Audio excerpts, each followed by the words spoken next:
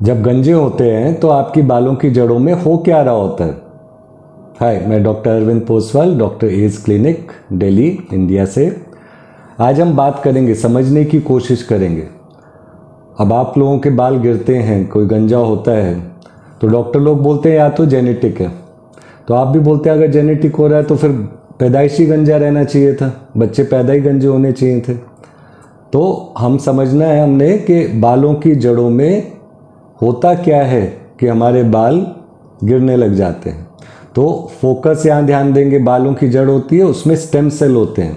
ये stem cell दो जगह पे होते हैं, एक तो बिल्कुल नीचे इसका डर्मल पेपिला में, दूसरा बीच वाला एरिया में।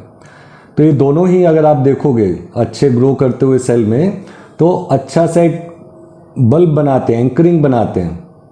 यहाँ पे आपको मेडिसिन और इंजीनियरिंग दोनों के दिमाग से सोचना है। अब जब आपका बाल है, बाल स्किन से ऊपर निकल रहा है तो नीचे कुछ पकड़ के रखने के लिए होगा और उसको बड़ा करने के लिए भी कुछ होगा। तो वो होते हैं स्टेम सेल। वो जब मल्टीप्लाई करते रहते हैं तो एक रूट शीट, थैली की तरह समझ लीजिए, उसमें मल्टीप्लाई करते हैं तो ऊपर की तरफ बाल निकलता है, नीचे एक मोटा सा बल्ब बनता है, वो पकड़ के रखता है। अब अगर इन स्टेम सेल को हम खाना नहीं दें, ठीक है, अब ऐसा होता है बड़ी बीमारी हो जाए कोई, या कोई सीवियर डाइटिंग हो गया, तो क्या होगा, ये स्टेम सेल पतले हो गए, मतलब डिवाइड नहीं करेंगे, न्यूट्रिशन नहीं है। तो वही जो पहले बल्ब था अच्छा सा मोटा सा, वो कमज़ोर पतला होता गया। और यही चीज़ होती है टेलोजन हेयर में, जब हेयर रेस्टिंग फेज में जाता है तो ऐसा बाल फिर बहुत आसानी से निकल जाता है।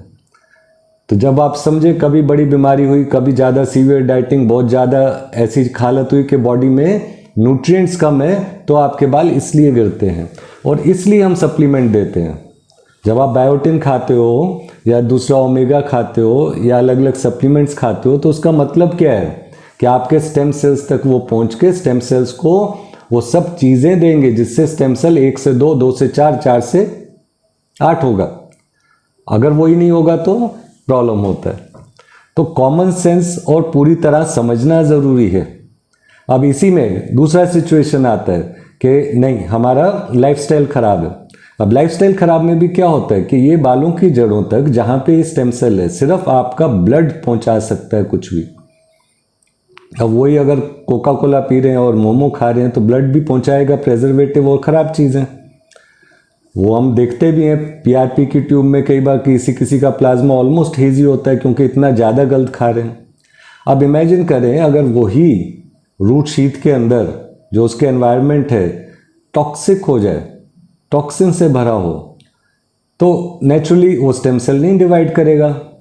कई बार तो वो एस्केप भी कर जाते हैं बाहर स्किन में, जैसे कि वीडियो में कभी देखा आपने। और पतला तो फिर बाल का जड़ हो ही जाएगा ना। तो फोकस स्टेम सेल के ऊपर है और किसी के ऊपर नहीं। थोड़ा डीपर लेवल पे हम जा रहे हैं, लेकिन समझने का यही तरीका है। जब आप इसको ढंग से एनवायरनमेंट रखते हैं, लाइफस्टाइल सुधारते हैं, डर्मा रोलर चलाते हैं, पिन पॉइंट ब्लीडिंग करते हैं, रेसवेराट्रॉल और ग्रेपसीड लगाते हैं, वो क्या है, एंटीऑक्सीडेंट हैं, स्किन के अंदर जाते हैं, जो भी टॉक्सिन्स वगैरह हैं उनको न्यूट्रलाइज करते हैं और एक तरह से सिग्नल भी देते हैं स्टेम सेल को मल्टीप्लाई करने का। तो ये स्टेम सेल जब मल्टीप्लाई करता है तो वापस बल्ब मोटा हो जाता है और बाल गिरना रुक जाता है। ये चीज़ कितनी देर में होती है, जीन थेरेपी या डर्मा रोलर जब हम चलाते हैं तो ये चीज़ ऑलमोस्ट 1 से 2 हफ्ते के अंदर हो जाता है। और आपको क्या नोटिस होता है, क्योंकि बाल अब अंदर अच्छा मजबूती से रुक गया तो बाल गिरना कम हो गया। उसी के बाद आपको क्या दिखता है, अब जब आप फीड भी कर रहे हैं इनको तो स्टेम सेल मल्टीप्लाई होता जा रहा है तो बाल लंबा भी होगा।